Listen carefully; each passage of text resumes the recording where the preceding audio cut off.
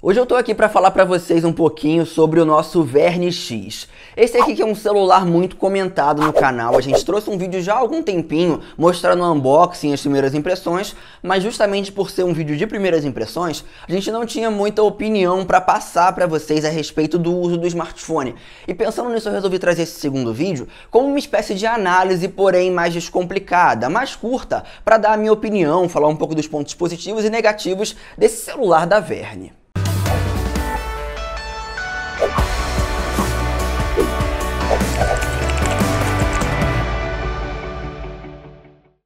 Para a gente começar, eu queria citar alguns pontos positivos e negativos aqui do nosso Verne X. Começando pelos pontos negativos, eu citaria para vocês o corpo do aparelho em si, porque ele é muito pesado e grosso. Não que isso seja algo ruim, mas na minha opinião é algo que não me agrada. E também a questão de câmera, né? Eu já vou falar para vocês um pouquinho mais o porquê da câmera.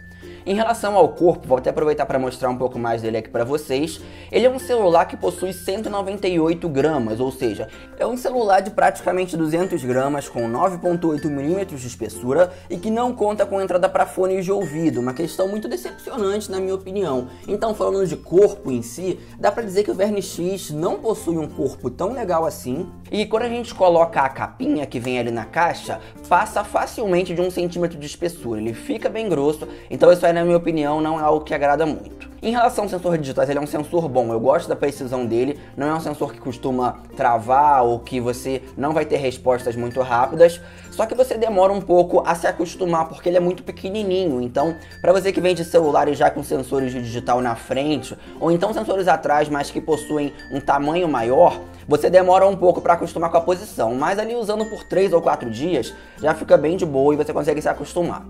Em relação ao sistema, ele tem um sistema muito fluido, pessoal. A gente vai encontrar aqui o Android 7.1.1. As traduções dele são boas, porém algumas coisas, como por exemplo, esses recursos aqui, não estão bem traduzidos. Igual aqui, ó, controle de gestos, talvez dá a entender um português de Portugal ou um erro aqui na tradução. Tirando esse detalhe, ele é um celular bem fluido aqui nas configurações e no sistema em si. Eu acho assim que o desempenho do processador dele, que é o Helio P23, é um bom desempenho, mas poderia ser um pouquinho melhor, né? Ainda mais porque a gente está falando aqui de um celular com 6 GB de RAM e 128 GB de armazenamento. Outra coisa aqui que também é muito boa, pessoal, é a questão de relação custo-benefício. Esse aqui é um smartphone que está disponível em duas versões, uma de 4 de RAM e 64 de memória interna, e essa versão de 6 GB de RAM com 128 de memória interna. A versão de 128 GB atualmente está saindo em torno de R$ 999, ou seja, é um bom preço para um celular desses. Mas a versão mais básica, né, com 4/64, está saindo em torno de R$ 630, ou seja, é um valor bem inferior. E nesse caso eu acho que atualmente comprar a versão de 4 GB vale mais a pena do que investir um pouco mais nessa de 6 GB de RAM, pela diferença aí dos preços entre as duas versões.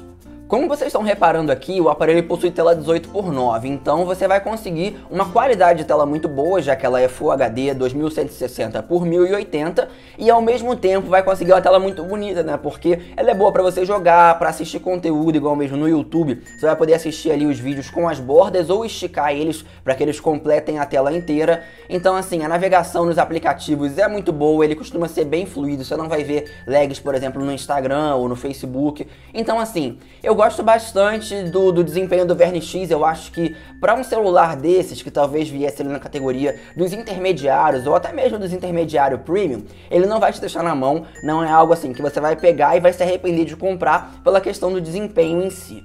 Agora, quando o assunto é jogos, eu vou mostrar 2 jogos aqui pra vocês, o Clash of Clans e o Battlegrounds. Reparem aqui, o nosso Clash já tá carregado e vocês vão notar que o jogo roda, mas ele infelizmente não vai rodar aqui a 60 FPS, ele vai rodar a 30 FPS, então acaba que é uma situação um pouco chata. Reparem aqui, ó. Ele não vai dar lags, nada assim, mas em compensação, tem horas que ele pode travar um pouquinho ou diminuir um pouquinho o desempenho. Nada que vai atrapalhar a sua jogatina no caso do Clash of Clans. Agora eu vou abrir o Battlegrounds para que vocês vejam um pouco mais do desempenho dele. Olha aqui, galera, eu já tô com o Battlegrounds carregado e o que acontece? Eu reparei 2 coisas quando eu comecei a jogar esse game aqui no celular. A primeira é que a proposta do Helio P23, até mesmo pelas configurações aqui do game, era de ser um processador um pouco melhor do que ele se mostra, pelo menos aqui no caso do Verne X. Por que eu digo isso? Eu sei que a gente está numa área aberta, não é bom acessar as configurações, mas reparem aqui, ó. Ele libera pra gente os gráficos em HD e a taxa de quadros mais alta, né? Então, isso aqui é algo muito bom. Mas na prática, com os gráficos em HD, ele acaba não ficando tão legal assim. Então, vendo? Dá um pouco de travamento quando você passa aqui por esses efeitos de grama. Aí assim, ó, a gente acaba não tendo um desempenho tão legal. Agora, se a gente acessar as configurações e diminuir para os gráficos balanceados e der um ok, vocês vão notar o seguinte, ele já vai conseguir ficar um pouquinho mais fluido. Não muita coisa, até porque eu acho que o ideal seria reiniciar o game pra gente ver os gráficos no balanceado. Porque eu geralmente vejo um desempenho um pouquinho melhor do que isso. Só que, como eu coloquei em HD antes de começar a partida, eu acho que não vai influenciar tanto assim. A gente precisaria sair, abrir o game de novo. Só que olhem só, eu vou dar alguns tiros, por exemplo. Reparem como que fica o desempenho do jogo. Vou mandar pra cá. Acho que assim vocês vão conseguir ver melhor, ó. Se a gente puxar a mira também. Estão vendo como que a arma acaba travando um pouquinho? Isso aqui pode ser crucial na hora de você jogar aqui, encontrar um inimigo e ele atirar em você primeiro. Então assim, eu diria que o Battlegrounds é um jogo muito pesado, vocês sabem disso, e que roda aqui no celular, porém o ideal é que você não deixe ele nas configurações máximas. Dessa forma aqui, você vai conseguir jogar muito mais de boa. E eu acho também que se a gente fechar mais aplicativos aqui, deixar só o jogo executando, vai fazer um pouquinho de diferença, talvez você ganhe alguns FPS a mais enquanto você joga o game. Agora vamos falar um pouquinho da questão de câmera, que eu já comentei com vocês que infelizmente não é muito boa aqui no caso do Verne X. O que rola é o seguinte, pessoal, esse app de câmera aqui que a Verne colocou no aparelho não é o pior app do mundo, só que eu não sei se é da câmera ou do aplicativo, mas tem horas que o foco dele é muito confuso. Por exemplo, eu tava com o celular parado aqui focado, eu mexi um pouquinho e ele já desfocou lá no fundo, estão reparando? Se a gente mexer pra lá, por exemplo, ó, tem horas que ele foca, tem horas que ele não foca, ele foca meio que quando quer, estão vendo? Igual aqui ele já focou sem problemas. Mas eu vou pegar, por exemplo, aqui esse controle e colocar na frente, vamos ver se ele vai focar. Olhem aqui, ó, o controle tá parado, ele levou um tempão até ele conseguir focar e não focou direito ainda, só quando a gente tocar aqui na tela, ó, que ele vai conseguir deixar o foco certinho. Então é um foco um pouco confuso e isso, na minha opinião, não é algo legal para essa câmera aqui, né? Que é uma câmera de 13 megapixels com sensor Sony, se eu não me engano é o IMX258, mas se eu tiver errado, eu vou corrigir aí na tela para vocês. Um detalhe interessante é que esse aqui é um aparelho que possui 4 câmeras, ele possui 2 câmeras traseiras e 2 câmeras frontais, ou seja, esse celular ele vai conseguir fazer o modo de desfoque tanto na traseira como na frontal, porém com alguns detalhes, né? O primeiro deles é que o desfoque é feito muito mais por software do que por hardware, né? Ele não vai utilizar exatamente as 2 lentes para conseguir fazer o desfoque, apesar de que quando você tampa essa segunda lente, ele pede ali para que você não tampe a segunda lente enquanto tira as fotos. Então, quando você destampa aqui assim, ele já vai conseguir focar e tentar desfocar o fundo. Só que aquela história não é algo que funciona muito bem, as fotos ficam um pouco granuladas, inclusive no desfoque do fundo. Reparem aqui como que fica, por exemplo, tudo bem que isso daqui não é uma área pra gente desfocar, mas basicamente é isso aqui que o celular vai fazer. E esse aqui é o principal problema, as fotos desfocadas levam quase 2 segundos para você capturar. Então se você mexer a sua mão ali nesses 2 segundos, com certeza você vai ter algum tipo de problema ali em relação a foto ficar um pouco tremida, alguma coisa desse tipo.